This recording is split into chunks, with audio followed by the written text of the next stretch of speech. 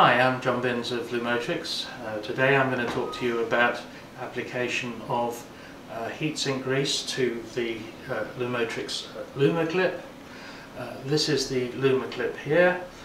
It comprises a plastic holder, an LED and two wires that are soldered onto the LED.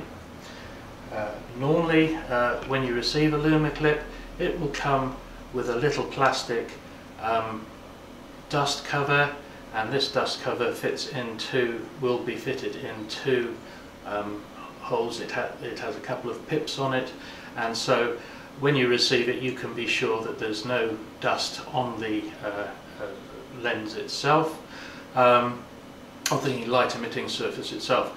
Now this Lumoclip has a very small surface area, and you can have up to 40 watts of power coming through this, so it is quite critical to get the heat sinking correct. For this reason we advocate using Lumoclip for mass production purposes with trained staff who mustn't leave any voids when they put heatsink compound on it. And I'm going to show you how we put heatsink compound on, firstly I'm going to show you the heatsink compound itself, and it comes in it's called Lumotrix heatsink grease. HG1 is the order code.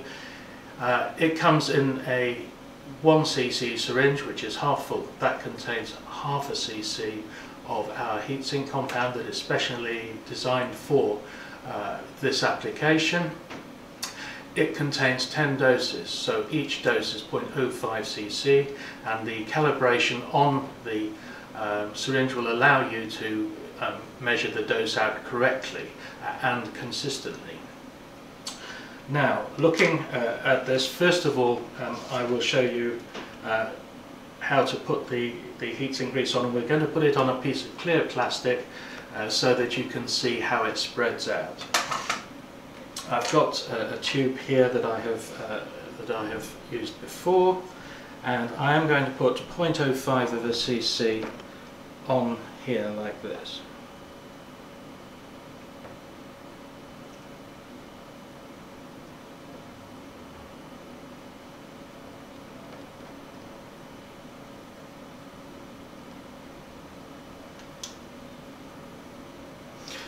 Now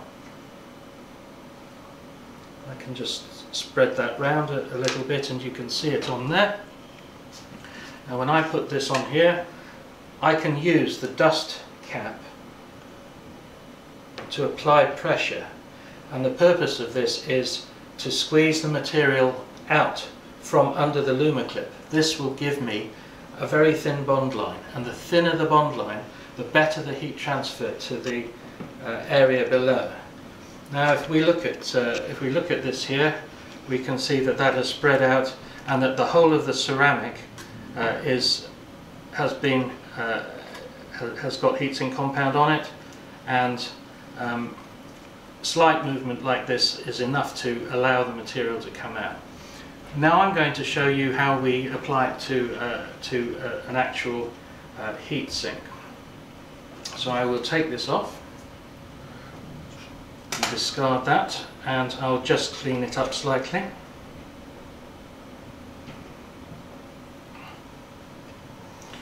And we're going to put this Lumoclip on our little heatsink plate that we make. This plate is not sufficient for heat sinking this. Obviously it needs to be much bigger, but this will serve to demonstrate what we're doing. This heatsink plate is absolutely smooth and flat. You cannot put a Lumoclip on a cut surface or something that is not smooth, because we need to get the thinnest possible bond line. It has two holes at 35 mm centers, which is millimeter centers, which is equivalent to a Zaga standard heatsink, and they will take an M3 screw, which we'll put on shortly. So now I will apply the heatsink compound to the Lumoclip.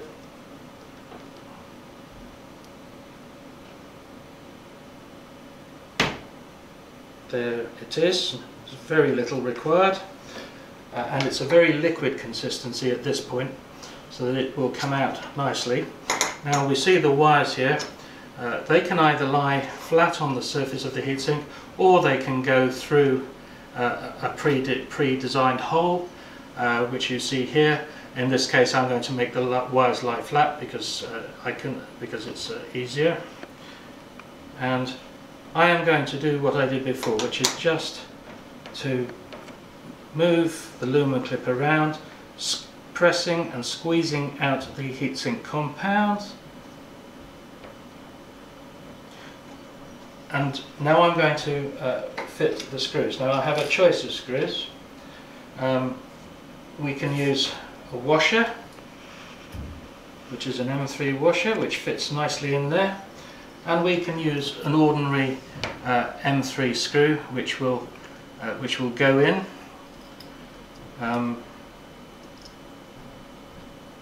If we find a hole, there we go. The alternative would be an M3 screw which has a washer already fitted, so it comes as a single item, and that's maybe saves a little bit of time. In this case, I'm going to use the screws with these separate washers, and these washers, they fit nicely in the recess in the Lumoclip, and so we put the other screw in here like this.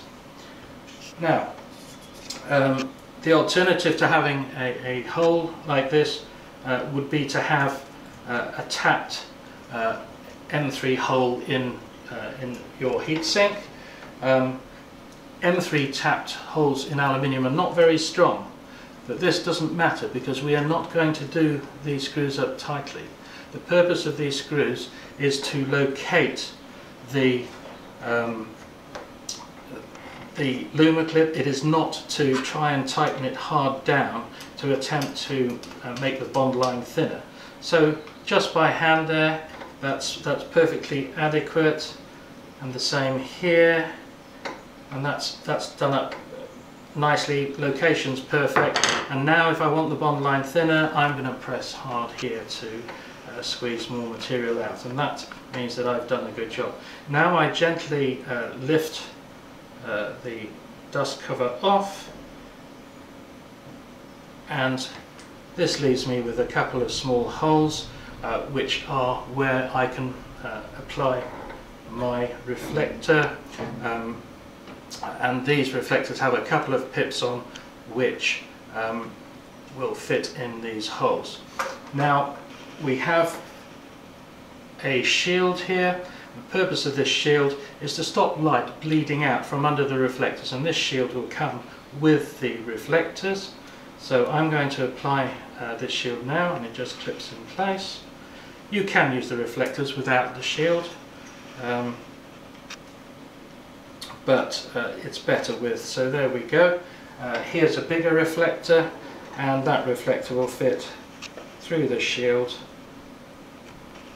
and just click into place on the Lumoclip. That concludes my talk today about the Lumoclip. Thank you very much.